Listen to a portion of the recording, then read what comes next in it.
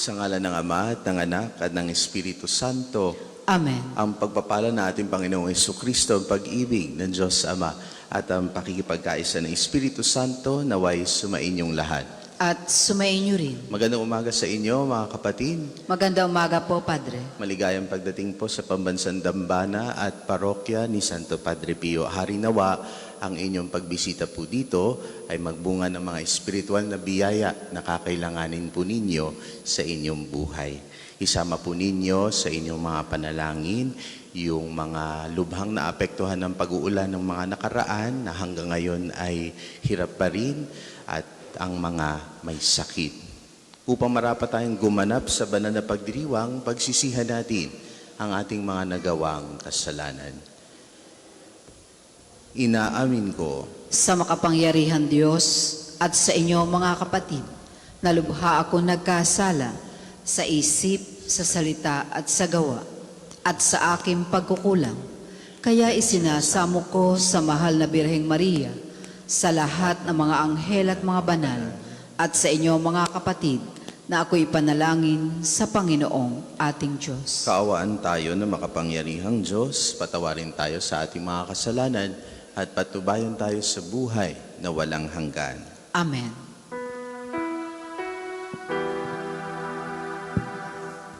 Panginoon, kawan mo kami, kawan mo kami. Panginoon, kawan mo kami, kawan mo kami. Kristo, kawan mo kami, kawan mo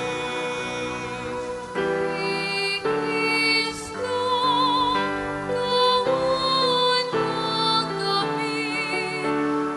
Kristo,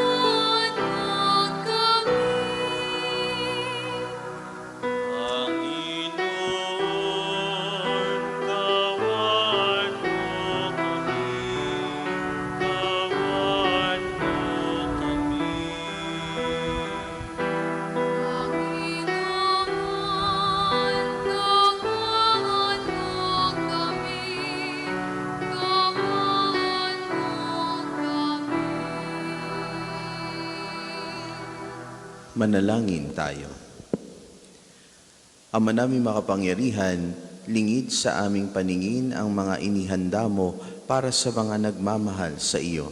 Padaluyin mo sa amin ang agos ng iyong pag-ibig upang sa pagmamahal namin sa iyo ng higit, makamtan namin ang iyong mga pangakong di manilip na hindi pa sumasagi sa isip namin o panaginip. Sa pamamagitan ni Jesucristo, kasama ng Espiritu Santo, magpasawalang hanggan. Amen.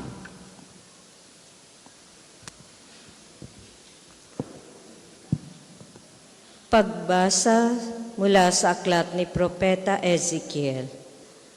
Sinabi sa akin ng Panginoon, "Tao, sa isang iglap ay kukunin ko ang taong pinakamamahal mo, ngunit huwag mong itatangis ni iluluha. Maari mong daanin sa buntong hininga, ngunit tibayan mo ang iyong loob. Manahimik ka at huwag iparirinig ang iyong pagtangis. Huwag kang lalakad ng walang sapin sa paa at lambong sa ulo, na tanda ng pagluluksa. Huwag mong tatakpan ang iyong mukha, ni kakain ng pagkain ng mga upahang taga-iyak. Umaga nang ako'y magsalita sa mga Israelita, kinagabihan, namatay ang aking asawa. Kinaumagahan, ginawa ko ang iniutos ng Panginoon. Tinanong ako ng mga tao, "Ano ang ibig mong sabihin sa ginagawa mong ito?" Sinabi ko sa kanila, "Sinabi sa akin ng Panginoon na sabihin ko sa sambahayan ng Israel ang ganito, ang aking templo na siyang sagisag ng inyong kapangyarihan at kasiyahan ay sasalaulain ko at papatayin sa tabak ang inyong mga anak. Tularan ninyo ang ginagawa ko. Huwag kayong magluluksa ni malulungkot. Mag-ayos kayo tulad ng dati, nakaturbante at panyapak. Huwag kayong tatangis o luluha. Dahil sa inyong kasamaan, mangangayayat sa matinding himutok ang bawat isa sa inyo. Sinabi ng Panginoon na ang mangyayari kay Ezekiel ang magiging babala sa inyo. Kung mangyayari na ang lahat, tularan ninyo ang kanyang ginagawa. Sa gayon, makikilala ninyong ako ang Panginoon. Ang salita ng Diyos. Salamat sa Diyos. Salmon tugunan, ang Diyos ay tinalikdan ng kanyang mga nilalang. Ang Diyos ay tinalikdan ng kanyang mga nilalang. Tinalikdan nila ang Diyos na lumikha sa kanila, ang Diyos na sa kanila'y nagbigay buhay. Nasaksihan niya ang pagsamba nila sa Diyos-Diyosan, kaya't kanyang itinakwil, sila na itinuring niyang mga anak. Ang Diyos ay tinalikdan ng kanyang mga nilalang. Sinabi niya, tatalikdan ko sila, tingnan ko lang kung ano ang kanilang sapitin, pagkat sila'y isang lahing masama, mga anak na suwail. Ang Diyos ay tinalikdan ng kanyang mga nilalang. Pinapanibugho nila ako nang sambahin nila yaong hindi Diyos. Ginalit nila ako dahil sa kanilang Diyos-Diyosan. Kaya paninibughuin ko rin sila at gagalitin sa pamamagitan ng bansang di kumikilala sa akin. Ang Diyos ay tinalikdan ng kanyang mga nilalang. Magsitayo po ang lahat.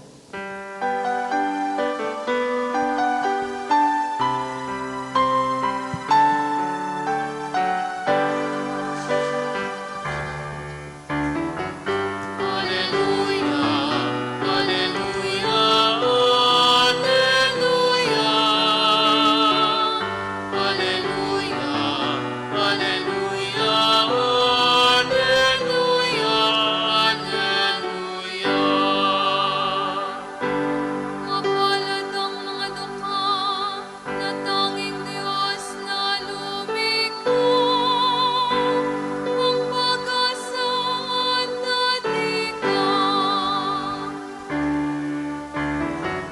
Hallelujah, Hallelujah, Hallelujah, Hallelujah,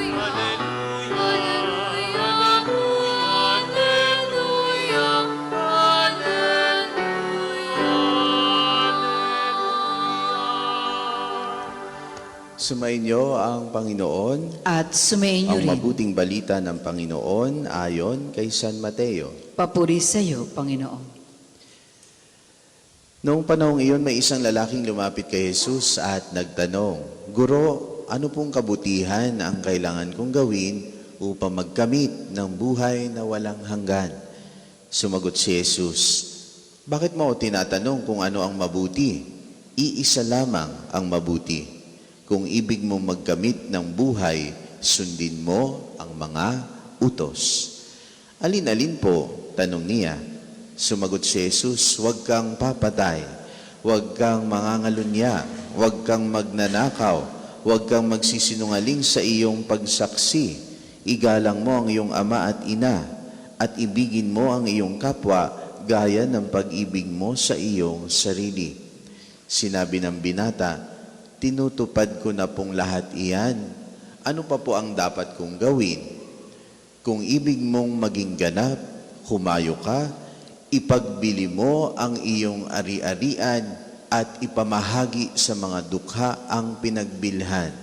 Kapag ginawa mo iyan, magkakaroon ka ng kayamanan sa langit.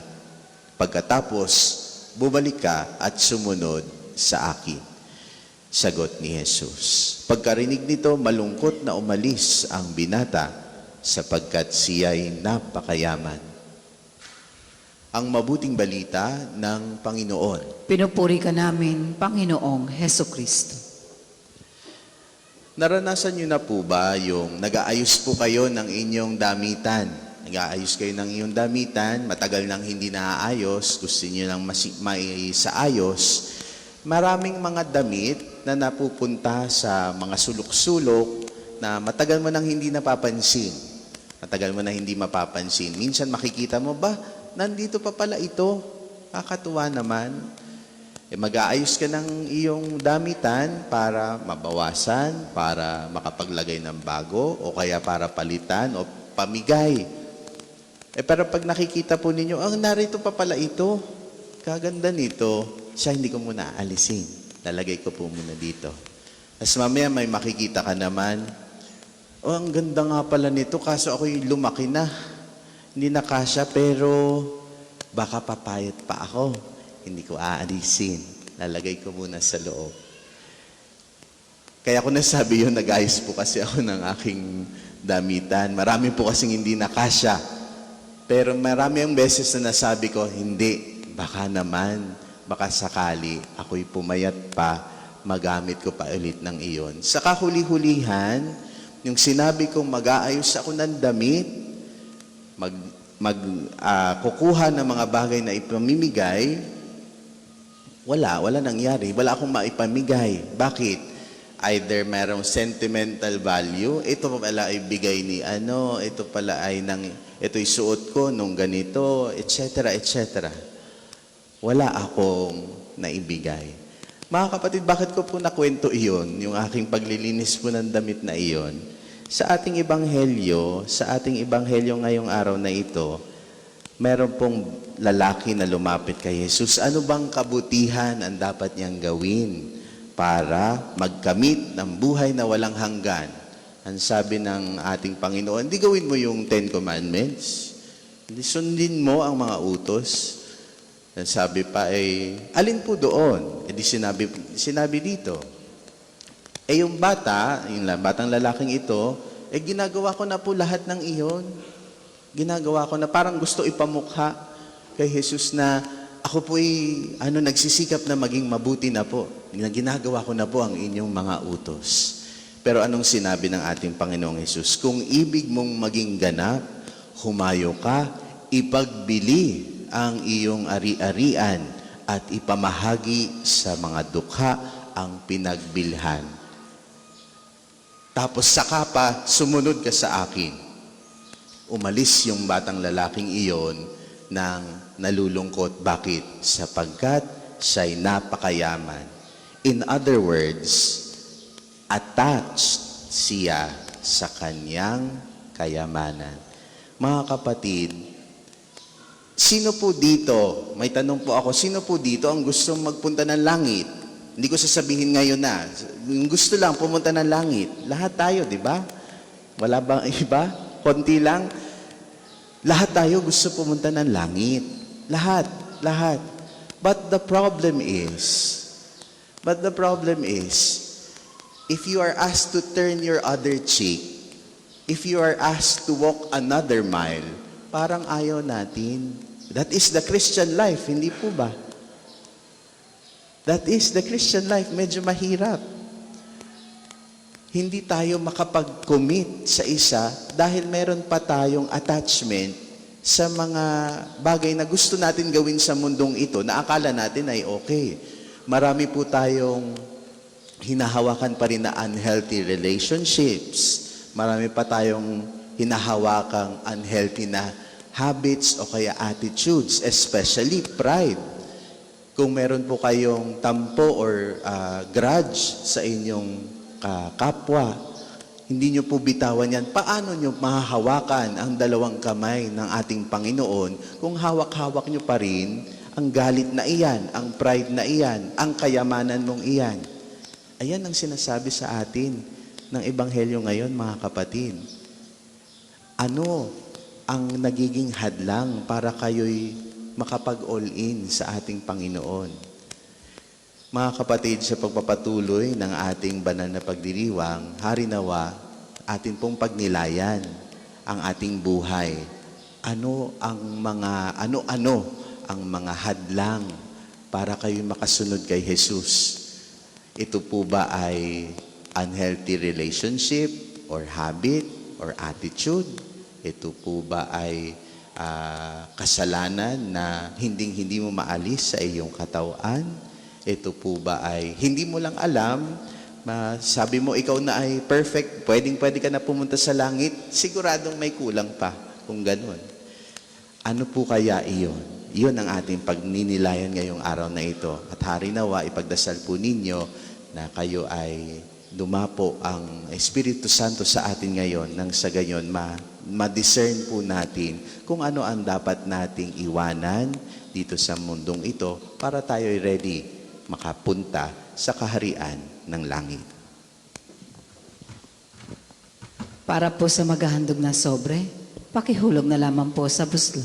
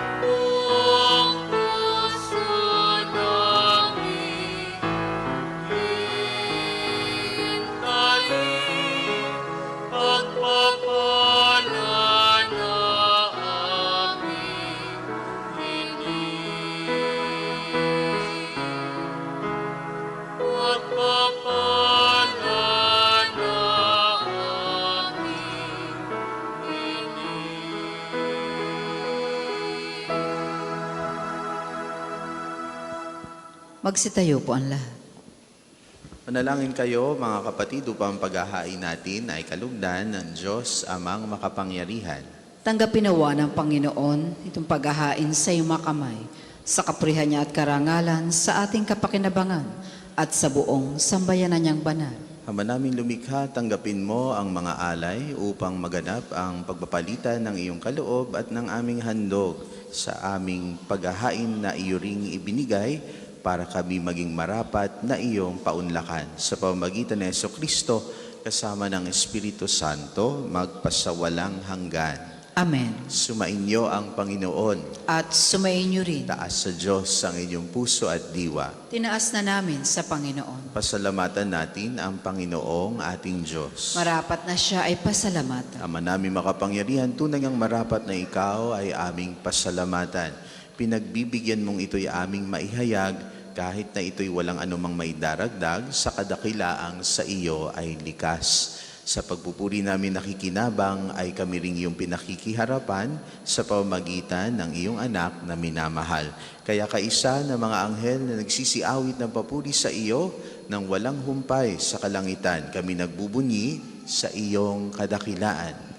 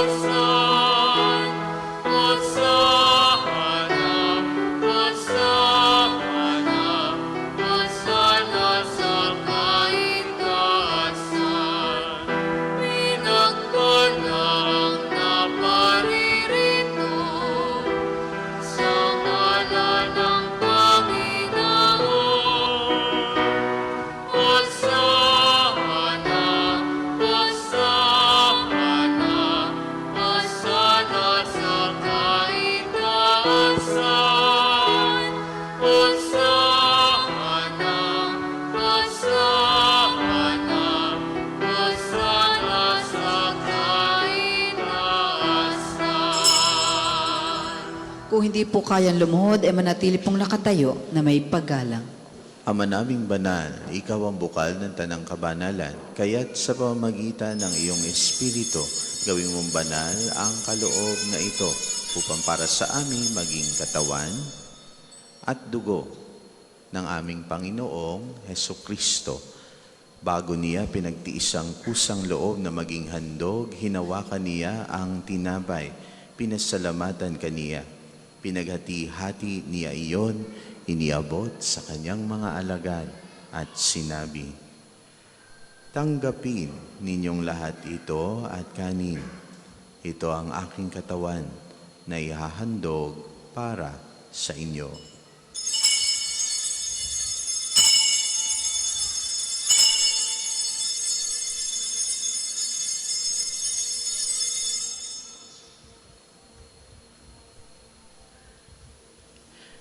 Gayun din naman, noong matapos ang hapunan, hinawakan niya ang kalis. Muli kaniyang pinasalamatan.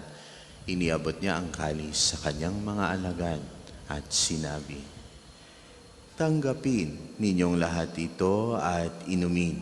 Ito ang kalis ng aking dugo, ng bago at walang hanggang tipan. Ang aking dugo na ibubuhos para sa inyo at para sa lahat sa ikapagpapatawad ng mga kasalanan. Gawin ninyo ito sa pag-alala sa akin."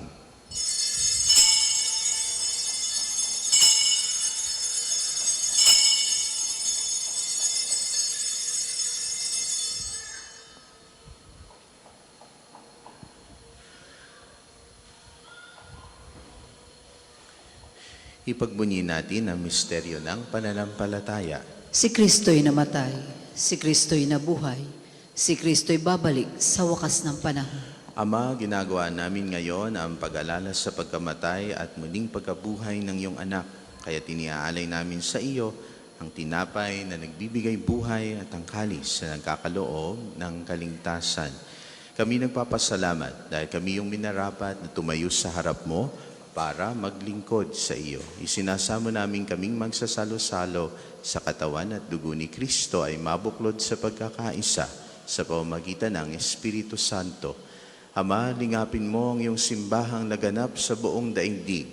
Puspusin mo kami sa pag-ibig kaisa ni Leon na aming Papa, ni Gilbert na aming Obispo at ng Tanang Kaparian. Alalahanin mo rin ang mga kapatid naming nahimlay nang may pag-asang sila'y muling mabubuhay, gayon din ang lahat ng mga pumanaw. Kaawaan mo sila at patuloyin sa iyong kaliwanagan. Kaawaan mo at pagindapatin kaming lahat na makasalo sa iyong buhay na walang wakas. Kaisa ng mahal na Birheng Maria na ina ng Diyos, ni San Jose ang kanyang kalinis-linisang esposo, kaisa ng mga apostol at ng lahat ng mga banal na namuhay dito sa daigdig ng kalugod-lugod sa iyo. May pagdiwang nawa namin ang pagbuburi sa ikararangal mo sa pamamagitan ng iyong anak na aming Panginoong Jesucristo. Sa pamamagitan ni Kristo, kasama niya at sa Kanya ang lahat ng parangal at papuri ay sa iyo, Diyos Amang makapangyarihan, kasama ng Espiritu Santo, magpasawalang hanggan. Amen. Amen. Amen. Sa tagubilin ng mga nakagagaling na utos at turo ni Jesus na Panginoon natin at Diyos, ipahayag natin ng lakas loob. Manaming sumasalangit ka, sambahin ang ngalan mo, mapasamin ang kaharian mo, sundin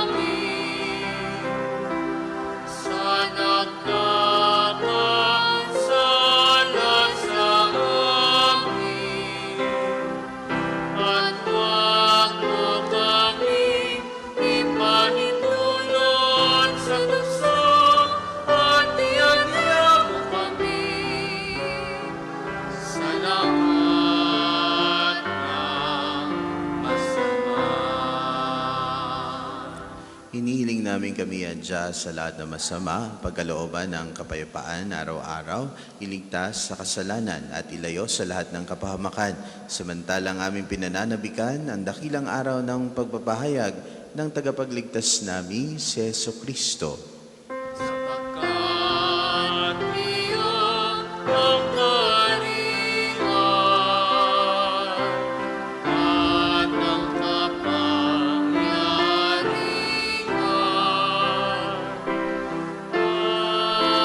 at ang kapurihan magpakailanman. Amen.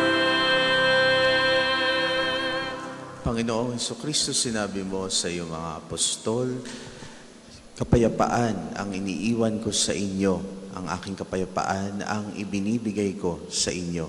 Tunghayan mo ang aming pananampalataya at huwag ang aming pagkakasala. Pagkalooban mo kami ng kapayapaan at pagkakaisa ayon sa iyong kalooban, kasama ng Espiritu Santo magpasawalang hanggan. Amen. Ang kapayapaan ng Panginoon ay laging sumainyo. At sumainyo rin. Magbigayan kayo ng kapayapaan sa bawat isa. Kordero ng Diyos, nag-aalis ng mga kasalanan ng sanlibutan, maawa ka sa amin. Kordero ng Diyos, nag-aalis ng mga kasalanan ng sanlibutan, maawa ka sa amin. Kordero ng Diyos, nag-aalis ng mga kasalanan ng sanlibutan, pagkaloob mo sa amin ang kapayapaan. Kung hindi po kayang lumuhod, manatili pong nakatayo na may paggalang.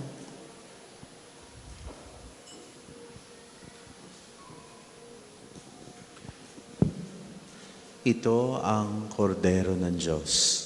Ito ang nag-aalis ng mga kasalanan ng sanlibutan. Mapalad ang mainaanyayahan sa kanyang piging. Panginoon, hindi ako karapat-dapat na magpatuloy sa iyo, ngunit sa isang salita mo lamang ay gagaling na ako.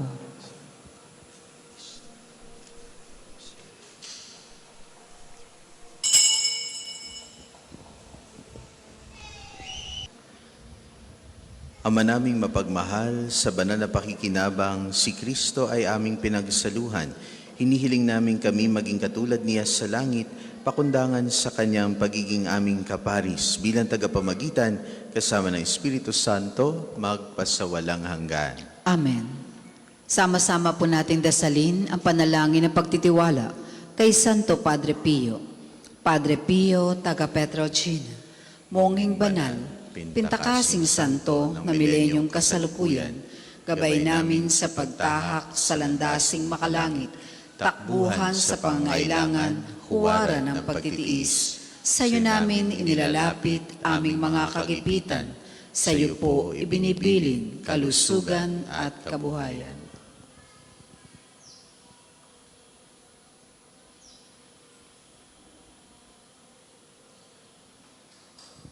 Di man karapat-dapat, kami po ay pagbigyan, bendisyonan at basbasan, maging ganap sa buhay. Lumayo nawa kami, umiwas sa kasalanan, lumapit lagi sa Diyos, maging matatag at matibay. Sa mabuting balita ng pagliligtas, turuan mo kami nawa. Sa tuwina ay makinig, magnilay at sumampalataya. Amin pong pakiusap itong mga kahilingan. Puso ay nagsisisi, nagtitikang taimtiman, di na muling magkasala, sunod lagi sa Diyos Amang, kaisa ng Espiritu, at ni Jesus na tagapamagitan. Amen. Magsiupo muna po ang lahat para sa ilang patalastas. Una, sa inyong pagdalaw sa pambansang dambana, mangyaring pakaingatan ang inyong mga personal na gamit. Hangad namin na isang matiwasay at maayos na pagbisita sa National Shrine. Kalawa, nais po namin ipagbigay alam sa inyo na ang Padre Pio Healing Bundle ay available sa ating mga tindahan. Ang langis na kasama nito ay may halo na langis mula sa puno na olibo na binasbasa ni Padre Pio nung siya'y nabubuhay pa. Naway magindaan ang ating healing bundle sa pagkakamit ng kagalingan mula sa Diyos. Ikatlo, inaanyayahan ng lahat na nagnanais maging kasapi ng kafradiya ni Santo Padre Pio. isang samahan na nangunguna sa pagdarasal at debosyon sa Kanya. Kayo po ay makipag-ugnayan lamang sa ating opisina para sa pagpapalista at mga detalye.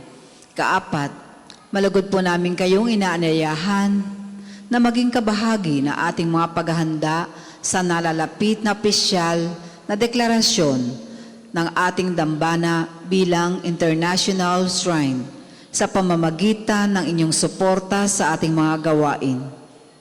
Ang ating mga tagapaglingkod ay namamahagi ng mga sobre para sa mga nagnanais magbigay ng kanilang tulong at handog. Kung nais naman ninyo magbahagi ng personal na donasyon o anumang uri ng suporta, maaari po kayong makipag-ugnayan sa ating opisina. Maraming salamat po sa inyong bukas palad na pakikiisa, panalangin, at patuloy na pagmamahal sa ating dambana. Naway, pagpalain kayo ng poong may kapal sa pamamagitan ni Santo Padre Pio. Ikalima, sa darating na August 23 ay araw ng pagpapagaling ng Panginoon sa pamamagitan ni Padre Pio. Ang mga oras ng healing mass at healing liturgy na may paggagawad na langis ay sa 9 na umaga at 5 ng hapon. Kayo at ang inyong mga may sakit ay inaanyayahan. Kaugnay po nito, mula 8 na umaga hanggang 3 ng hapon, patuloy natin pagkakalob sa inyo iba pang mga gawain ng pagpapagaling tulad ng spiritual counseling and direction, medical assistance, legal counseling, psychological support, family and marital counseling, feeding program, dental service at acupuncture. Layunin natin magkaroon ng pangkahalatang kagalingan, lalo tigit ang mga kapatid nating mahihirap at kapuspalad. Sa mga lubos na nangangailangan ng pagkonsulta, kayo po ay makapag-ugnayan lamang sa opisina. Maraming salamat po. Ang susunod pong misa ay sa ganap na 12 ng tanghali. Maraming salamat po at mangyaring panatilihin natin ang kalinisan, katahimikan at diwa ng pananalangin sa loob at labas ng ating simbahan. Magsitayo pong lahat para sa pagbabasbas ng religious articles. Mga kapatid, manalangin tayo sa Diyos sa makapangyarihan upang tayo maging kawangis ni Kristo sa taimtim na pagdalangin sa tulong ng mga larawan at dasalan. O Diyos, Ikaw ang bukal ng lahat ng pagpapala at biyaya, ibuhos mo ang iyong bendisyon sa mga gamit na ito sa pananalangin, mga rosaryo, imahen, dasalan na nagpapaalaala ng iyong kabutihan, kabanalan at pagmamahal sa amin, upang ang lahat na dumulog at magdasal gamit ang mga ito ay magtamo ng iyong awa at biyaya. Lobin mong tularan namin ang kabanalan at aral ni Kristo at ng mga santo, magpasawalang hanggan. Amen. Ama namin, sumasalangit ka. Sambahin ang ngalan mo, mapasamin ang kaharian mo, sundin ang loob mo dito sa lupa para nang sa langit. Bigyan mo kami ngayon ng aming kakanin sa araw-araw at patawarin mo kami sa aming mga sala para nang pagpapatawad namin sa nagkakasala sa amin. At huwag mo kaming ipahintulot sa tukso at iadya mo kami sa lahat ng masama. Amen. Aba, Ginoong Maria, napupuno ka ng grasya, ang Panginoon Diyos ay sumasa iyo. Bukod kang pinagpala sa babaeng lahat, at pinagpala naman ang iyong anak na si Jesus. Santa Maria, Ina ng Diyos, panalangin mo kaming makasalanan, ngayon at kung kami mamamatay. Amen. Papuri sa Ama, sa Anak at sa Espiritu Santo, kapara noong una, ngayon at magpasawalang hanggan. Amen. Papuri sa Ama, sa Anak at sa Espiritu Santo, kapara noong una, ngayon at magpasawalang hanggan. Amen. Papuri sa Ama, sa Anak at sa Espiritu Santo, kapara noong una, ngayon at magpasawalang hanggan. Amen. Sumainyo ang Panginoon. At sumayin niyo rin. Pagpalain kayo ng ating makapangyarihang Diyos, Ama, Anak at Espiritu Santo. Amen. Taglay ninyo sa inyong pag-alis ang kapayapaan ni Kristo. Salamat sa Diyos.